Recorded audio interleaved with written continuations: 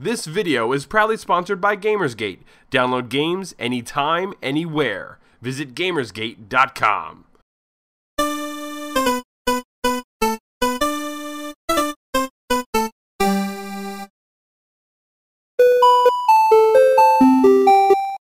The end is near! The end is near! Everyone create local copies of your downloadable games because the entire game industry is crashing!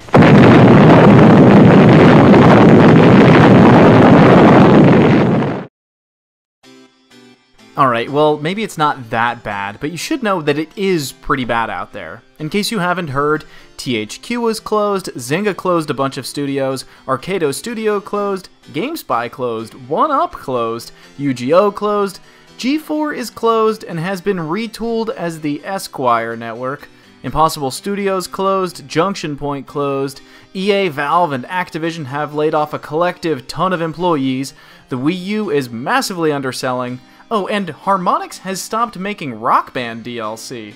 When you lump it all together, it sounds pretty scary, right? Well, it should. The entire industry is currently undergoing a massive change, for better or worse.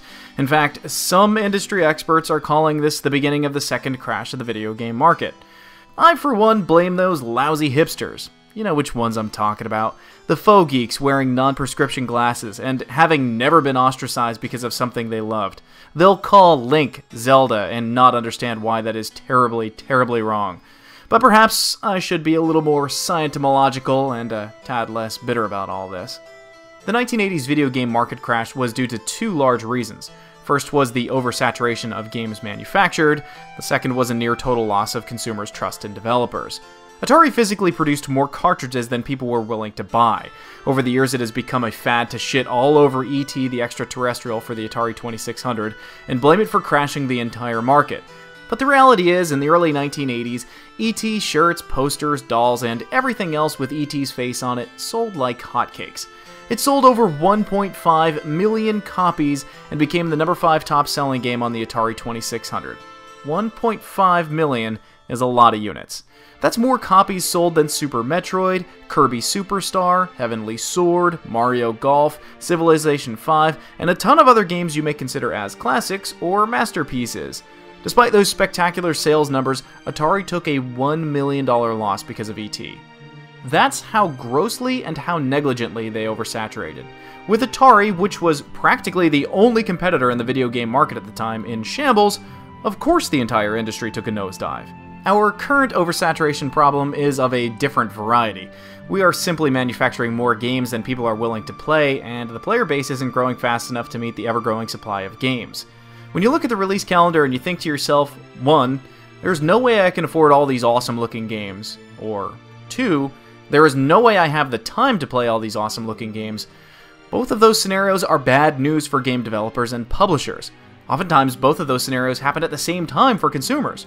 Or if you're a reviewer like me who also juggles a 9 to 5, you run into a third problem that might coincide with the first two. 3. There is no way I'm going to have time to play through, write, edit, and produce video reviews for all these games. Aside from the never-ending onslaught of AAA new releases, gamers' attention spans are being constantly bombarded by the indie market as well, whose quality is rising exponentially as the years go by. Many indie games are not only getting better, but they're also getting longer, as AAA games are getting shorter. Cost also comes into play. Most indie games are only $15 or below, while AAA titles are still hitting that wallet-punching price mark of $60 on release day. Currently, some publishers like EA are touting a $70 price tag or higher in the 8th console generation to accommodate for thinner and thinner profit margins. Of course, none of this accounts for the relatively virgin market of free-to-play games. Think about that the next time you fire up a first-person shooter or any multiplayer game that is over a few years old. It is saddening and shocking to see so many empty servers. That is, if the servers are still being supported by their studios. But the reality is, most gamers flock to what is newest or what is tried and true. Many consider having more choices to be a good thing, but too much is definitely a detriment when you have a small pool of gamers and an ever-growing list of games vying for attention. Will you play Call of Duty 2, Call of Duty 3, Call of Duty 4, Modern Warfare, Call of Duty World at War, Call of Duty Modern Warfare 2, Call of Duty Black Ops, Call of Duty Modern Warfare 3, Call of Duty Black Ops 2, Battlefield 3, Battlefield Bad Company 2 Vietnam, Crysis 2, Crysis 3, Left 4 Dead 2, Left 4 Dead, Syndicate, Darkness 2, Fear 2, Fear 3, Rage, Primal Carnage, Aliens, Colonial Marines, Counter-Strike, Counter-Strike Go, Shoemania Storm, Ravaged, PlanetSide 2, Team Fortress 2, Blacklight Tango Down, Blacklight Retribution, Tribes Ascend, Natural Selection 2, Ghost Recon Online, Medal of Honor Warfighter, Gotham City Imposters, Far Cry 3, Borderlands 2, Borderlands, or Killing Floor. Now think about this. With so many games that are currently on the market and a nearly endless stream more on the way, why bother playing something, or better yet, why bother paying for something that you deem less than fantastic?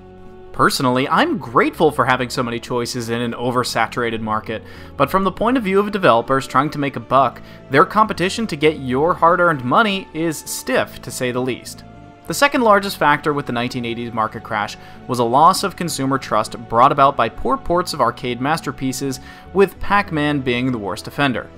Have developers lost their consumers' trust this generation? Let me think about that. Last year, EA was dubbed the worst company in America. This year, everyone is calling for Randy Pitchford's head on a pike for lying to journalists and consumers about Aliens Colonial Marines. Even Sony was too embarrassed to put Pitchford's name and face on their PS4 announcement video and edited him out at the last second.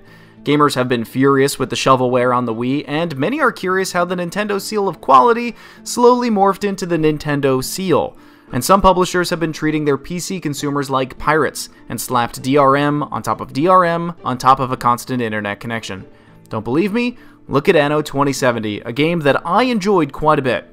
If you purchased the game on Steam on day one, you would need to run Steam, DRM1, Uplay, DRM2, and you would need to have a constant internet connection just to prove you aren't a scurvy scallywag. Before you sharpen your pitchforks and light up your torches, please know that Ubisoft has dropped their always online DRM, but the damage to that audience has already been done, and they are currently doing their best to win back the lost PC market. So, are we actually crashing? No, but we're not in good shape either. Instead, what we're at is a massive evolution point. We're at the peak of a new generation of video gaming, and I'm not referring to consoles. We'll probably see more game studios close before this is over, as the market separates the wheat from the chaff. Now is the time, more than ever, when consumers shape the future market. How you spend your money directly affects what type of games get made.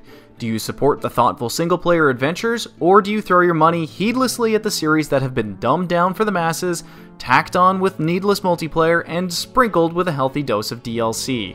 Do you support the developer with the new and innovative ideas, or are you happy with dropping another $60 on the same game that you played last year, but with different multiplayer maps or perhaps a roster change? And this affects reviewers and reporters as well. Are you visiting the websites that report unproven rumors to be facts and post yet another top 10 booth babes of E3 article? Or are you hitting up reputable sites that don't stoop to tabloidism? Are you watching reviews by people who play the entire game, take their time to report the highs and lows just so that you can make an informed purchasing decision? Or are you watching someone needlessly throw an adult-sized hissy fit over trivialities?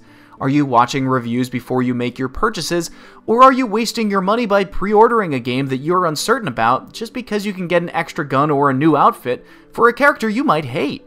Am I scared about this market shift? Fuck no. I'm hopeful that we'll come out stronger like we did last time, but know that it won't be long until we start referring to this console generation as the good old days for one reason or another. I'll always be playing video games no matter what the device they appear on, because, like you, they have always been and always will be my preferred escapist drug. This market shakeup does sort of temporarily shatter the dream of having ElderGeek.com become my full-time job, but I'll always do my best to fight for the little guy. After all, that's me, the little guy. Full-time go-nowhere job, wife, son, dog, car payments, mortgage, health insurance, rotten neighbors, screwed-up family, and a college degree in English that combined with about $3 will get me a cup of jack shit. But I am lucky to have a devout fan base that is willing to give me 10 minutes of their time every week to listen to what I have to say. For that, I'm eternally grateful.